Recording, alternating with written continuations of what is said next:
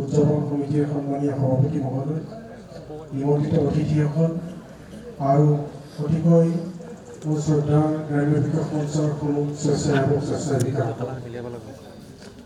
আচলতে আজি বহু কথাই মনত পৰিছে এই শ্ৰদ্ধাঞ্জলি অনুষ্ঠানত ভাগ লৈ, কাৰণ আমি প্ৰত্যেকেই জানো যে গ্ৰাম্য বিকাশ মঞ্চ মাথো এটা এনেকুৱা অনুষ্ঠান য'ত স্বেচ্ছাসেৱকসকলে ভৰি থাকে। স্বেচ্ছাসেৱক অবিহনে এই অনুষ্ঠান কেতিয়াও সম্পূৰ্ণ হ'ব নোৱাৰে, কাৰণ গ্ৰাম্য বিকাশ মঞ্চ আজি 25 বছৰ সম্পূৰ্ণ কৰাৰ এটাই তাৰ চালিকা শক্তি আছিল তাৰ স্বেচ্ছাসেৱক স্বেচ্ছাসেৱিকাসকল। দিনে নিশাই গ্ৰাম্য বিকাশ মঞ্চক আগবঢ়াই নিয়াৰ ক্ষেত্ৰত তেখেতসকলৰ বৰঙণি আছিলে। আৰু মোৰ আটাইতকৈ এটা কথা বেয়া লাগে, যোৱা বছৰলৈকে আমাৰ এই শ্ৰদ্ধাঞ্জলি অনুষ্ঠানত আমি 7গৰাকী স্বেচ্ছাসেৱক স্বেচ্ছাসেৱিকাক আমি শ্ৰদ্ধাঞ্জলি জ্ঞাপন কৰিছিলোঁ, কিন্তু যোৱা বছৰটো আকৌ 2জন বাঢ়ি গ'ল। গতিকে মোৰ এইটো এটা ভয় লাগে যে অহা বছৰ কিজানি আৰু 1জন বা 2জন বাঢ়ি যায় নেকি, তেনেকুৱা এটা আমি এটা শংকাত থাকোঁ। গতিকে ভগৱানে তেনেকুৱা নকৰক, কাৰণ চকুৰ সন্মুখত যিসকল স্বেচ্ছাসেৱক স্বেচ্ছাসেৱিকাক শ্ৰদ্ধাঞ্জলি আজি যাচিছোঁ, তেখেতসকলৰ লগত সুদীৰ্ঘকাল কাম কৰিছোঁ বা তেখেতসকলৰ লগত লগ লাগি একেলগে কাম কৰিছোঁ। গতিকে তেনেকুৱা স্বেচ্ছাসেৱক আমি আৰু হেৰুৱাব নোখোজোঁ, কাৰণ মই যোৱা 25 বছৰত প্ৰতিজন স্বেচ্ছাসেৱকৰ লগত ব্যক্তিগতভাৱে এটা সম্পৰ্ক আছিলে বা ব্যক্তিগতভাৱে কামৰ জৰিয়তে তেওঁলোকৰ লগত এটা ভাল মোৰ এটা যোগাযোগ আছিলে বা আমি একেলগে লগ লাগি কামবিলাক কৰিছিলোঁ, আগবঢ়াই নিছিলোঁ আমাৰ গোটেই গ্ৰাম্য বিকাশ মঞ্চৰ সকলোবোৰ কাৰ্যসূচী।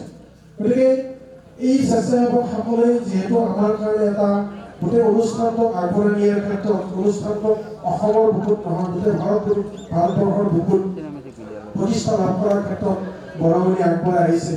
গতিকে তেওঁলোকক অবিহনে আমি একোৱেই আগবাঢ়িব নোৱাৰোঁ, একো চিন্তাই কৰিব নোৱাৰোঁ। আজি এই ৰূপালী জয়ন্তী বৰ্ষতো আমাৰ যিসকল স্বেচ্ছাসেৱকসকলে যিমানখিনি কষ্ট কৰি এই অনুষ্ঠানটো সফলমণ্ডিত কৰাৰ কাৰণে যথেষ্ট কষ্ট কৰি আছে, তাক মই আজিৰ এই দিনটোত শ্ৰদ্ধা নিবেদিছোঁ।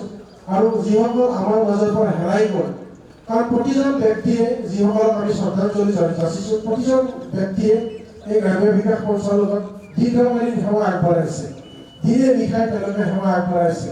গতিকে তেওঁলোক আজি আমাৰ মাজত নাই। গতিকে মই এই চেগতে এই পবিত্ৰ দিনটোত মই তেখেতসকলক শ্ৰদ্ধাঞ্জলি যাচিছোঁ। মোৰ অন্তৰৰ পৰা তেওঁলোকক বিশেষ মই শ্ৰদ্ধা নিবেদিছোঁ যে তেওঁলোক য'তে আছে আমাক চাই থাকক, আমাক আকৌ আগবঢ়াই নিয়াৰ ক্ষেত্ৰত আমি আগবঢ়াই যোৱাৰ ক্ষেত্ৰত তেখেতসকলে আমাক প্ৰেৰণা যোগাওক। এই ক্ষেত্ৰত মই তেখেতসকলক পুনৰবাৰ শ্ৰদ্ধাঞ্জলি জ্ঞাপন কৰিছোঁ। গতিকে মই বেছি দীঘলীয়াকৈ ক'ব নিবিচাৰোঁ। আৰু যিসকল পৰিয়ালবৰ্গ আহিছে ইয়াতে তেখেতসকলকো মই ধন্যবাদ জ্ঞাপন কৰিছোঁ।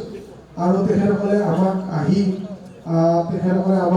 তেখেতসকলক আমি যে এইখিনি তেখেতসকলক আমি এটা সুবিধা দিব পাৰিছোঁ যে তেখেতসকলৰ কাৰণে এটা কাৰ্যসূচী ৰাখিব পাৰিছোঁ, তাৰ কাৰণে নিজক ধন্যবাদ মানিছোঁ। গতিকে পুনৰবাৰ মই আটাইকে ধন্যবাদ জ্ঞাপন কৰি আৰু আমাৰ মাজৰ পৰা হেৰাই যোৱা মোৰ অতিকৈ শ্ৰদ্ধাৰ স্বেচ্ছাসেৱকসকলক পুনৰ শ্ৰদ্ধাঞ্জলি যাচি মই মোৰ বক্তব্য সামৰণি মাৰিছোঁ। ধন্যবাদ। আমি সন্মানীয় দীপকৰ ডেকাক আন্তৰিক ধন্যবাদ আৰু কৃতজ্ঞতা জনাইছোঁ। আমাৰ মাজত উপস্থিত